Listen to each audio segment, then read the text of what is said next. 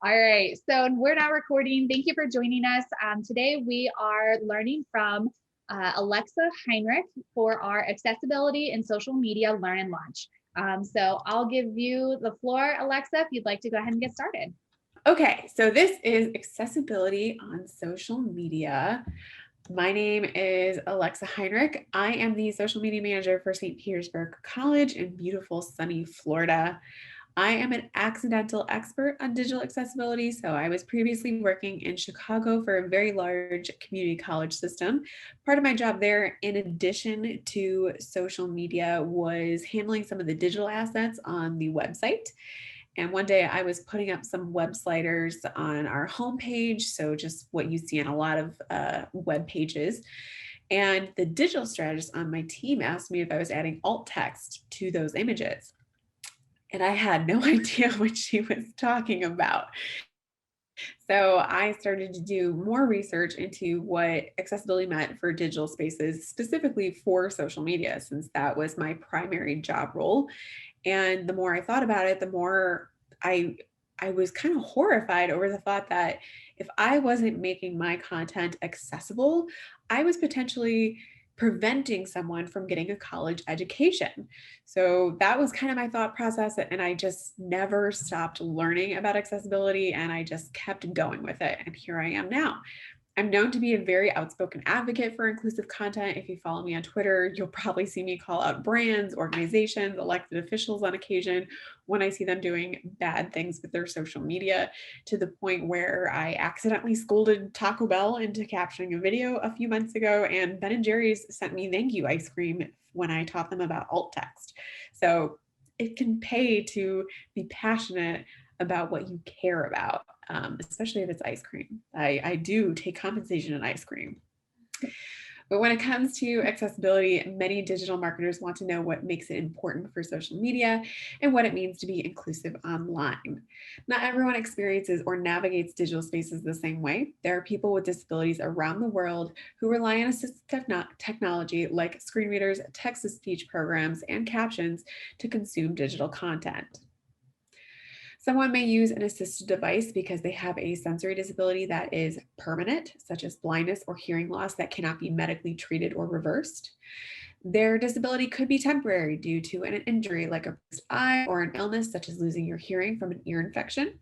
Or their disability is possibly situational, which means is affected by their environment or circumstances, like having trouble seeing in different levels of lighting or hearing in a crowded room. It's important to remember that disability isn't black and white. It is a full spectrum of possibilities. To give you a brief overview of assistive technology you may not be familiar with, there are screen readers, which are software programs that allow blind and visually impaired users to read the text that is displayed on a screen with a speech synthesizer or braille display. Speech synthesizer is text-to-speech systems used with computers that are programmed to include all the phonemes and grammatical rules of a language, allowing words to be pronounced correctly. An example of this would be they read a book versus they read a book. So they're spelled the same way, read and read, but a speech synthesizer is programmed to pick up on the context clues so that it knows to say that word correctly.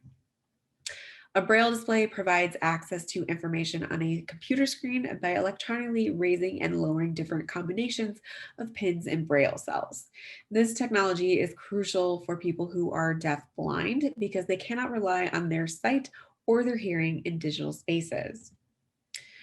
Then there are text-to-speech programs. This is technology that is used to change data into spoken words. Most smartphones now have text-to-speech programs built into them, as you're going to see here in a second. So I have an iPhone, which means I use VoiceOver. And then on Android devices, it is called TalkBack in the accessibility suite. VoiceOver on. Settings. VoiceOver. Apps. Twitter. Active. Twitter. Alexa. At Alexa testing 123. If you're going to do a mass emoji tweet, at least stick to one emoji like this. 9 page. So you saw me turn it on, you heard it activate, you can see the black square around the content that's actually being read aloud. And when you use your text-to-speech program in your phone, you feel little micro vibrations in the screen, which just indicates where you're touching. So I highly suggest everyone trying theirs out, but practicing with it before trying to use it in any real life situation. It does take a lot of practice to get good at it. Now, there are 3 distinct reasons why you should be creating accessible social media content. Inclusive best practices can have a direct impact on your marketing efforts and affect how many people you reach with your digital content. Like with a brick and mortar location or your website, you also want to make sure that your social media is meeting current accessibility guidelines.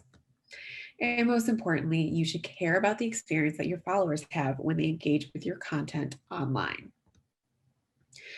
When it comes to your marketing reach, you want to keep in mind that roughly 466 million people worldwide have disabling hearing loss, and at least 2.2 billion people experience blindness or have a vision impairment, according to the World Health Organization. This is a huge portion of the global population that has a serious sensory disability and possibly relies on assistive technology. These numbers also could be bigger because not everyone is comfortable disclosing that they are disabled. When you don't create or publish accessible social media content, that means you're potentially excluding a huge part of your audience from your message and missing out on important conversions, conversations, and connections, which is the whole point of being a digital marketer. We want to reach as many people as possible. Currently, the process of meeting and enforcing compliance for accessible websites, social media, and similar forms of digital communication is not very clear or easy to uphold. In the United States, the Americans with Disabilities Act, the ADA, is normally referenced, but the ADA in its current state is felt to be more applicable to physical facilities. However, a recent decision by the U.S. Ninth Circuit Court of Appeals in 2019 ruled that the ADA can, in certain instances, also apply to the websites and apps of businesses when it allowed a blind customer to sue Domino's Pizza for not having an accessible website. This was a big deal because up to that point, the ADA had only been referenced in situations where a physical facility was felt to be inaccessible. It's best to be proactive when it comes to digital compliance, and marketers should reference the Web Content Accessibility Guidelines, WCAG, from the World Wide Web Consortium, W3C, to make sure they're meeting current standards for digital accessibility. This is the most universal set of standards when it comes to digital accessibility around the world. A lot of it is mostly for websites, but a lot of it is also very applicable to social media and social media content. Above all, you should be implementing accessibility best practices because you care about your audience and removing barriers online. Now that you know why you should be creating accessible social media content, it's time to learn how. I'm going to focus on 4 key areas of digital accessibility for social media. We'll go over copywriting, emojis and icons, images, and videos. So this first section is copywriting, and it'll go over hashtags and plain language. When it comes to social media's favorite conversation device, make sure to capitalize each word in your compound hashtags. This method is sometimes referred to as title case, Pascal case, and my personal favorite name for it, camel case. The capital letters and compound hashtags help screen readers denote the separate words, allowing them to pronounce compound hashtags correctly and not as one amalgamated word. Camel case is also easier for literally everyone to read. So no matter whether you have a vision disability or not, just the way that our eyes track letters and read words, it is easier for literally everyone to read. Plain language. So in 2010, the Plain Writing Act was signed into law in the United States. It requires that all federal agencies in the US use clear communication that the public can understand and use. Now, even if you're not a federal agency or located in the United States, writing in plain language is a best practice you should be using with your communications, including social media. It helps your audience understand your content more quickly, and plain language is also easier for someone with a cognitive disorder to understand. According to the Plain Writing Act of 2010, there are 8 essential guidelines for writing in plain language. These are the 5 that are most applicable to social media. Write for your audience. So this should already be a basic good instinct for any digital marketer. Knowing your audience, the people who primarily engage with your social media, means knowing how to talk to them and using language they understand. Organize your information. So this item pertains more to web pages and communications that contain more text than the average social media post, but it's still a good tip to keep in mind, especially if you write longer posts for Facebook or LinkedIn. You want to make your information easy to understand and follow. So break up longer paragraphs, use bulleted lists when you can. I've even found that at least 2 hard returns in a tweet helps make that content easier to digest and more likely that users engage with it. Choose your words carefully. So I know that as a marketer and a creative thinker, I am personally prone to flowery language, but that can sometimes be detrimental to my content if I'm choosing words that my audience doesn't understand. So this goes back to our first plain language tip of writing for your audience. Sometimes simple is just better. Be clear and concise. So thankfully, most people who work in social media already know the mastery that goes behind short, simple posts. So sometimes, just getting to the point is the best way to do it. And keep it conversational. Use an active voice when you're creating content. And if your organization's style guide allows for it, be more informal with your writing. You want to write the way you would speak.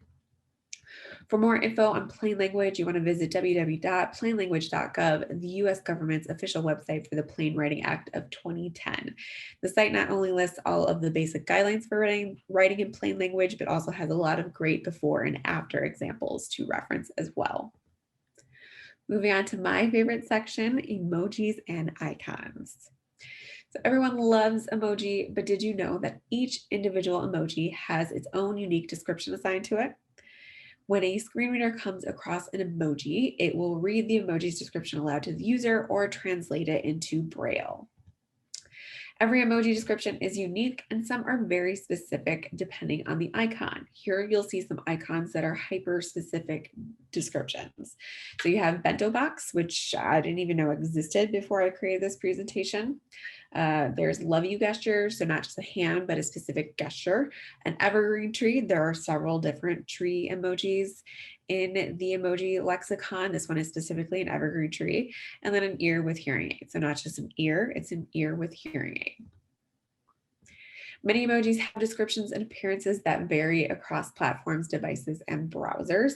This particular emoji is known as abandoned house, old house, haunted house, and my favorite name for it, derelict house.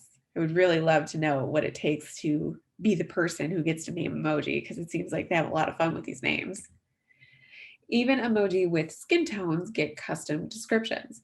So if a screen reader were to read this line of emojis, it would say raised fist light skin tone, raised fist medium light skin tone, raised fist medium skin tone, raised fist medium dark skin tone, and raised fist dark skin tone.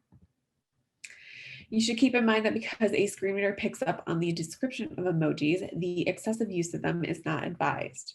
It's also worth noting that screen readers will often truncate a line of emojis if only one specific icon is used. For instance, this group of emojis would be read as 24 rockets instead of the device saying the word rocket 24 times. It's best to put emojis at the end of your content, otherwise you could make your message confusing, like with this example tweet.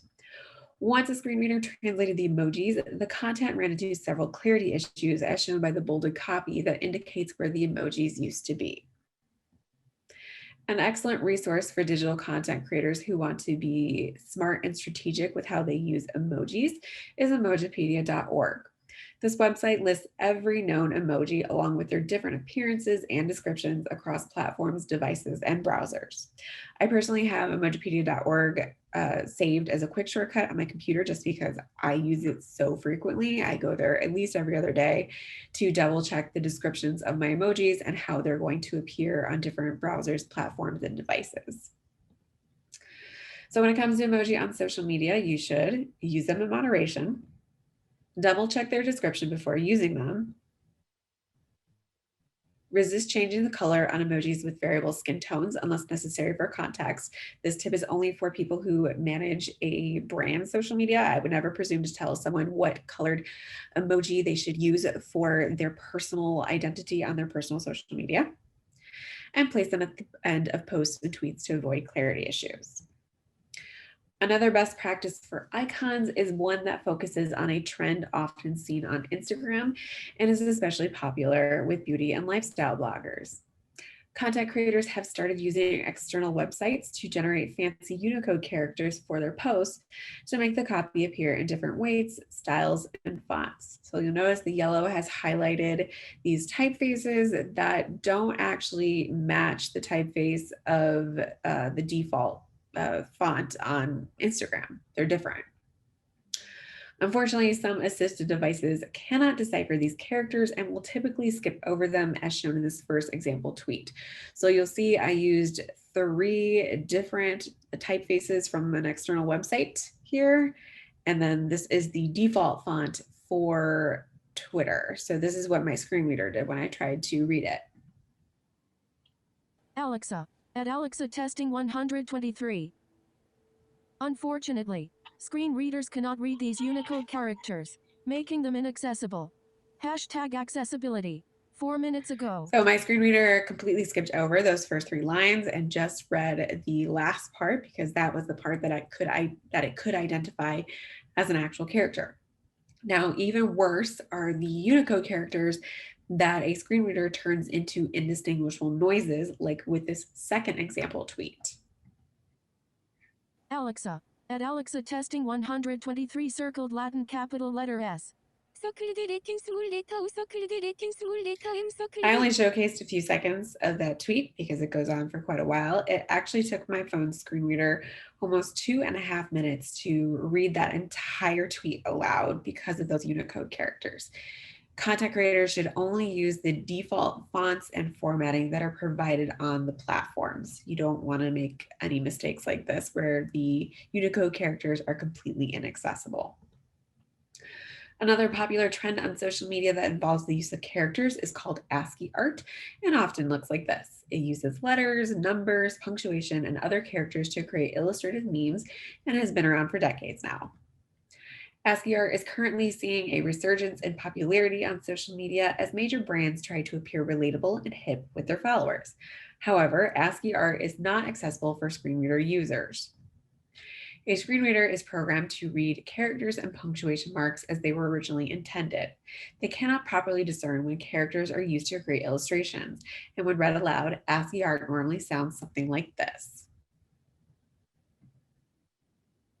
Bullet underscore bullet, X. Bullet underscore bullet, greater than reversed not sign black square, reversed not sign black square underscore black square. So the Wow. art is cute, but it doesn't make a lot of sense once a screen reader gets a hold of it. It should also be noted that ASCII art formatting doesn't always stay the same between different platforms and devices. A great example is very recently, Canva used some ASCII art. It was very simple. It was basically a little trail of arrows that went around inside of the tweet. They made it on the web version of Twitter, but when I saw it on TweetDeck, because that's what I primarily use to engage with Twitter, it looked like a swastika. So I do not suggest using ASCII art for any reason. It's not accessible and the formatting can cause some issues. This next section is typically the one that I get the most questions about: how to be accessible with images. So images play a key part on social media, but how does someone with a vision disability experience a picture? Screen readers need alt text, a short physical summary of the image, in order to accurately describe it to a user. Alt text can be auto-generated by some platforms, but Facebook, Twitter, Instagram, LinkedIn, and even Pinterest now all allow you to manually write alt text, which is preferred to AI-generated alt text. On Facebook, alt text can be added by clicking edit in the upper left corner of an image before posting it to your Facebook profile, page, or group, typing the alt text in the appropriate fields up. On the web version and mobile app of Twitter, along with TweetDeck, the alt text option appears with images as add description or plus alt.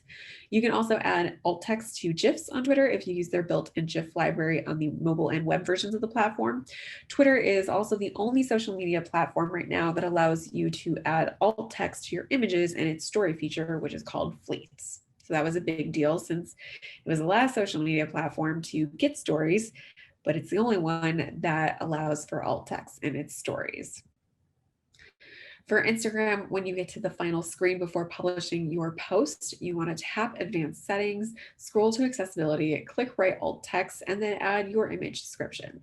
If you have multiple images, there will be a slot for each image on that final screen. Now, I've gotten feedback from some users saying that not all assisted devices actually pick up on the alt text field on Instagram. So my solution that I do personally, and I know Marie has seen me do this, is I write my alt text in the caption area of my post. So I'll write my caption like I would normally. I'll do 2 hard returns. I'll write the words image description, and then I'll write my alt text after that, because I know that a screen reader can pick up on that text and will easily pick up on that text. This also has the added benefit of allowing you to schedule your Instagram posts from any of the third-party sites that have that capability. So, which we'll talk about in a moment here. LinkedIn has one of the easiest alt text features to find and use. As soon as you upload a picture to your LinkedIn post, add alt text appears as a button in the upper right corner. You want to keep in mind that LinkedIn has a 120 character limit for its alt text. So you want to be very intentional about the images that you choose, because it could be difficult to fit your full image description into those 120 characters. So alt text publishing capabilities, as I kind of hinted at, vary across popular third-party management sites. And unfortunately, none can currently post to Instagram with alt text due to API restrictions. However, if you're looking to schedule Instagram posts with alt text, you can do so through Facebook Creator Studio if your Instagram is a creator or business account and is linked to a published Facebook page. Or you can do the workaround that I described a couple slides ago, where you write your image description in the caption of your post. So that's how I do it. And I schedule all my posts through Sprout Social. So it's pretty convenient. And plus, personally, you also get the added benefit of being very transparent with the fact that you're making your content accessible when you put it in the caption. So the only downfall to that is when you have multiple images, like a carousel image for Instagram, you kind of have to do image description 1, image description 2, image description 3, so on and so forth. So that's the only downfall I've seen to doing it that way. Hopefully Instagram kind of fixes itself and makes that issue go away soon. So here are a few tips for writing effective alt text along with some examples. You want to avoid flowery language. You should focus on describing the physical aspects of the picture and speak in plain language. Resist the urge to be ornate or overly effusive with your descriptions. I'm typically pretty clinical with my descriptions. I try to make it so that it's a clear picture of what I'm talking about and that the user can envision it themselves, essentially. Keep your alt text relatively short. I normally make mine about the length of 1 tweet, but that's also dependent on the images that you choose. So it could be a more complicated image that requires more alt text, or it could be something very simple that only needs a sentence. It's really a case-by-case basis when it comes to writing alt text. Exclude picture of or image of. It's already assumed that your alt text will be for a photo or image, and a screen reader will more than likely say image of before or after reading your alt text.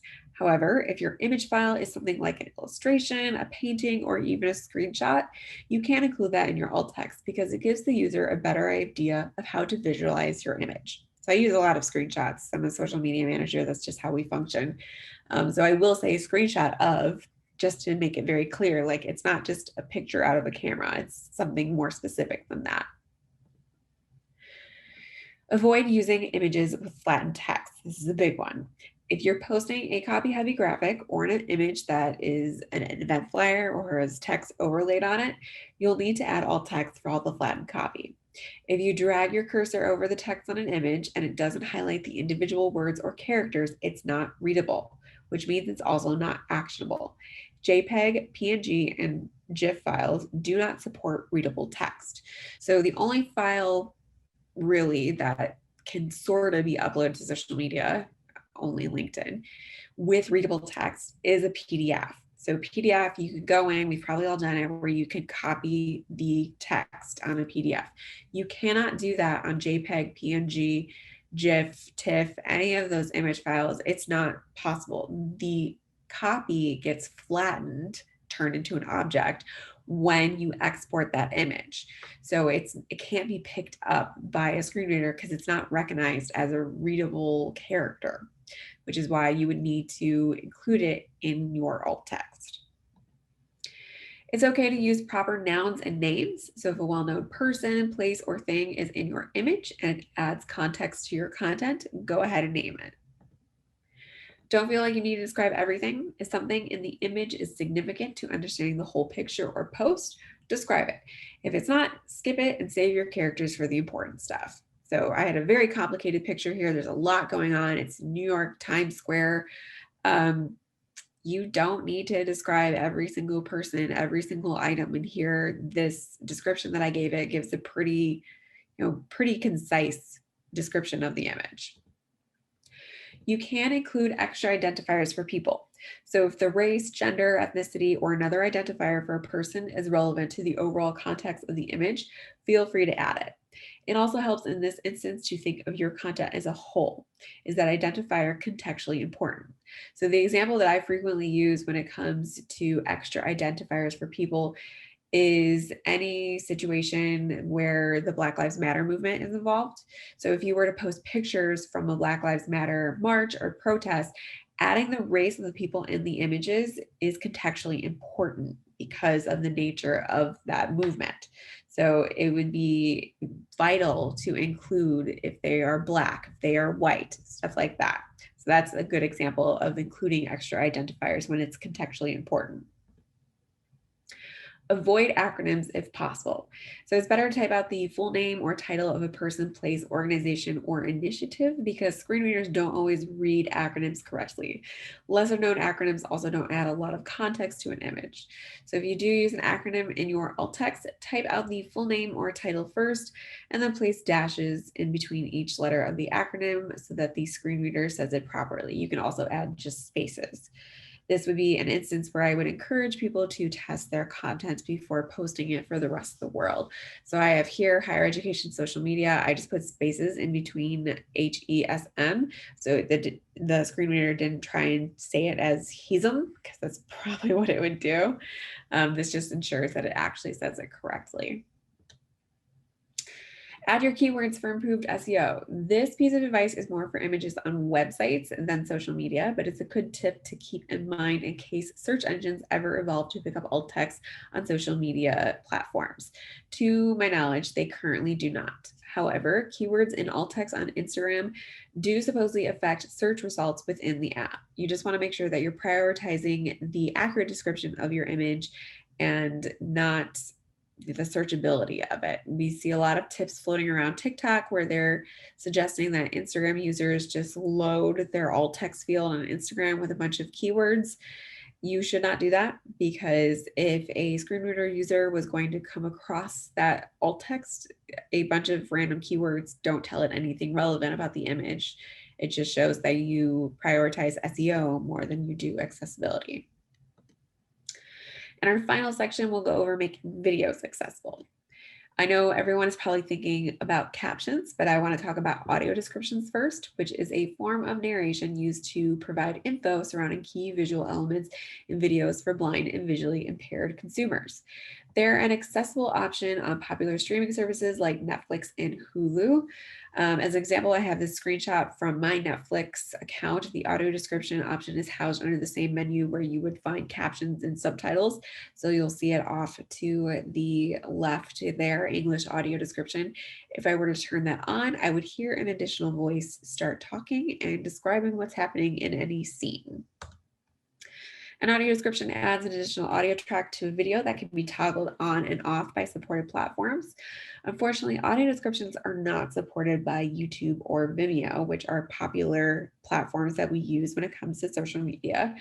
An option for making accessible videos with audio descriptions for those platforms is to create two versions of your video, one with an audio description and one without. Or you can write a thorough written description in the caption area of your video, which is what I typically do instead, because creating two videos, that alone is hard enough. But writing and narrating audio descriptions is an art form. There are people who have that job and that is their career, is doing audio descriptions. So it is not the easiest thing to do. So I just write a very thorough written description of my video in the caption area on my YouTube channel, which you can go see if you visit my website. I'm going to show you a really quick example of a video with a great audio description on it. The original video has very little dialogue, so you'll hear a woman speaking out the actions of these silly characters.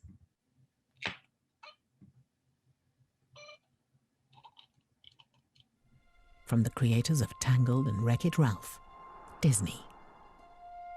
A carrot-nosed, coal-eyed snowman shuffles up to a purple flower peeping out of deep snow.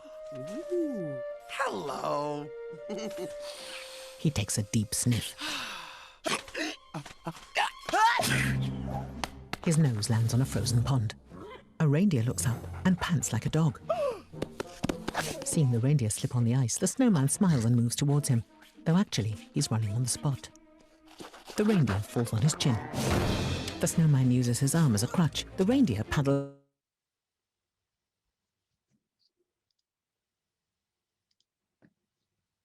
body, but flips onto his back. Okay, so you kind of get the idea. This is typically the video that people use when they want to do a demonstration of audio descriptions, just because it's such a good video for that. And it's very silly as well.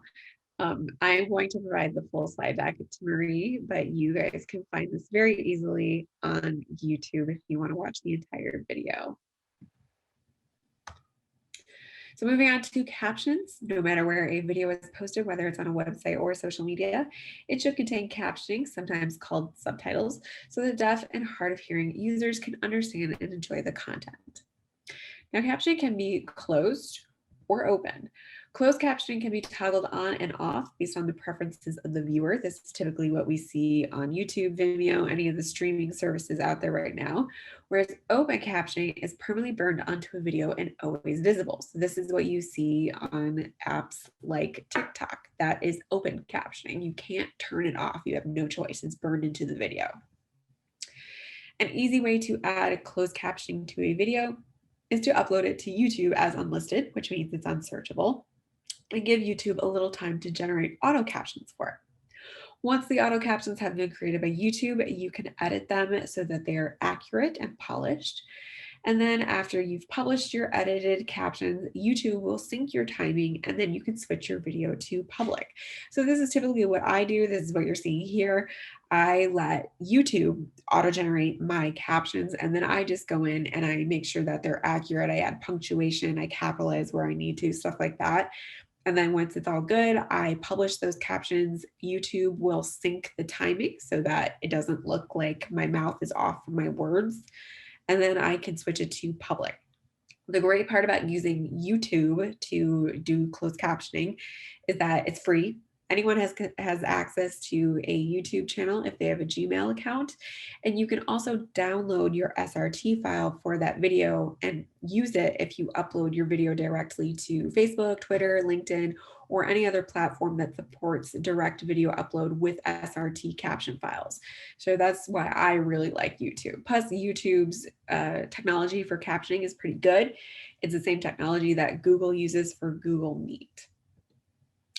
You can also write and sync your captions manually on YouTube as well as Facebook. So if you choose that option, here are a few things to keep in mind. You want to break your captions up at natural language breaks for easy reading. Allow time to read your captions, since that's the entire point of them. Include captions for any non-speaking sounds like a door slamming or a phone ringing. And identify when a new speaker starts talking. So if you have more than one speaker, either you're going to put in the captions the name of the person speaking, or if you have open captions, you might have them, their captions appear in front of the person specifically speaking. So the location of the captions. Open captions are the practical option for videos on Instagram and TikTok, where closed captions are not readily available yet, although they are coming, as well as for platform features like stories. So we do know that the caption sticker is a new thing for Instagram stories, but we still don't have captioning for Twitter stories or Facebook stories. So this is the option that I would suggest. There are several great captioning apps out there, including Mixed Captions, Clip-O-Matic, AutoCap, Capwing, Clips, and Threads. This is an example video that I added open captions to using Mixed Captions, which is the app that I prefer. Hello, Miss Serafina. Are you taking a little nap? A little bit of a cat nap? Huh? Yeah, a little bit of a cat nap. I totally trained her to do that on command. No, she's actually sitting right next to me, and her head perked up when she heard me say Serafina. So she was a good little model for that. And then live streaming. So when you host online events or do live streaming, consider using video services that have live captioning like Zoom or Google Meet. Hire an on-camera interpreter. So we see that a lot with political press conferences. They have a on-camera interpreter, although it should be noted that not all deaf or hard of hearing users know sign language. So just keep that in mind. Or at the very least, provide a full video transcript soon after your event ends.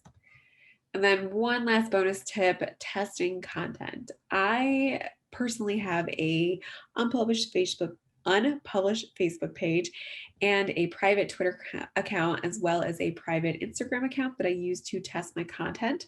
So if I am nervous about a piece of content maybe not being accessible, I will publish it on one of these accounts and use my screen reader to test it. This is also just a good best practice to have when it comes to content creation, because you can see how Twitter is going to crop your image if you're doing it from desktop. You can see how a link is going to preview on Facebook, stuff like that. So having test accounts is a really, really good idea, honestly. So I'm going to stop sharing my screen in a second, and we're going to open it up to questions. But if after we're all done chatting here on Zoom, if you have more questions, feel free to reach out to me. You can find all my contact information and additional resources on my website at therealalexa.com. And yes, that is me throwing shade at Amazon for stealing my name.